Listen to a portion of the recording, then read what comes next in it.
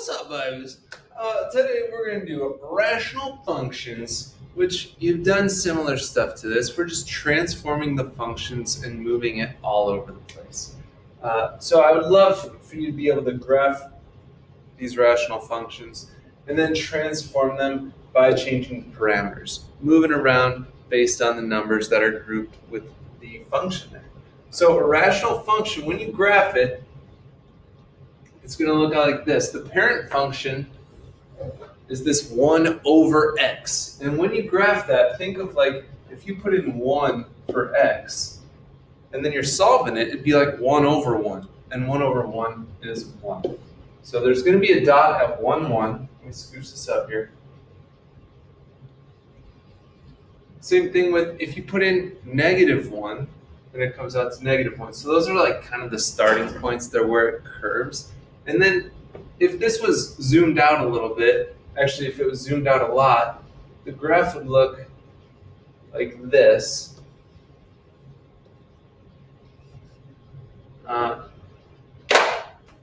They look kind of like curved L's a little bit, but you have these asymptotes, these lines that it will never cross.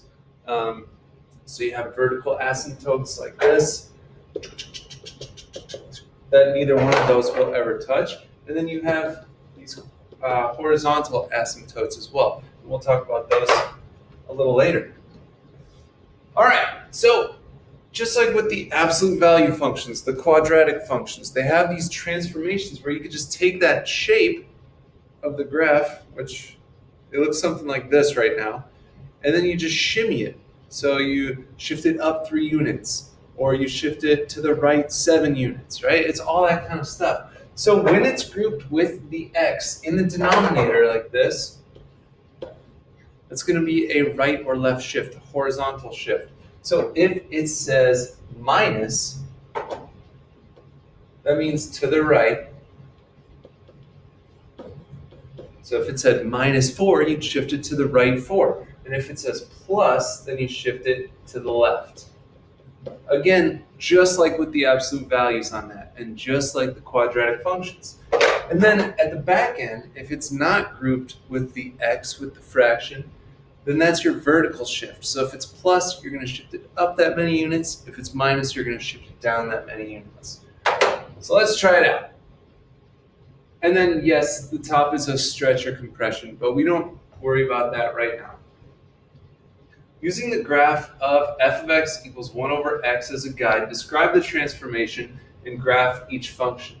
So look here, we've got x minus 3 in the denominator. Remember, the denominator is a horizontal shift. So we're going to be shifting 3 units to the right.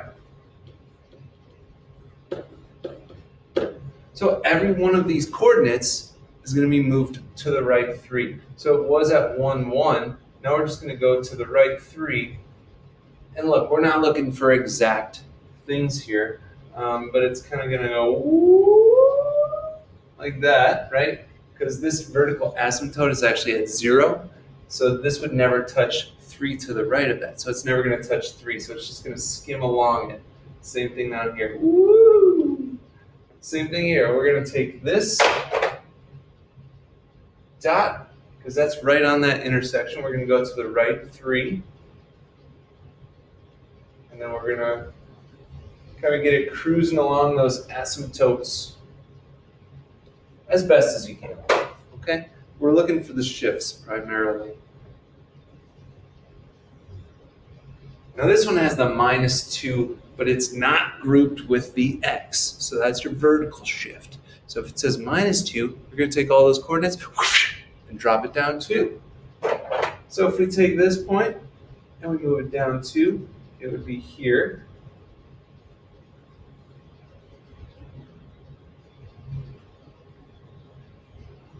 And we take this other coordinate that I know crosses there. We're going to drop it down 2. It's kind of in the way. Now I have 2 on the next slide that I'd like you to try before you just watch the video for them. So try those out and we'll go over them.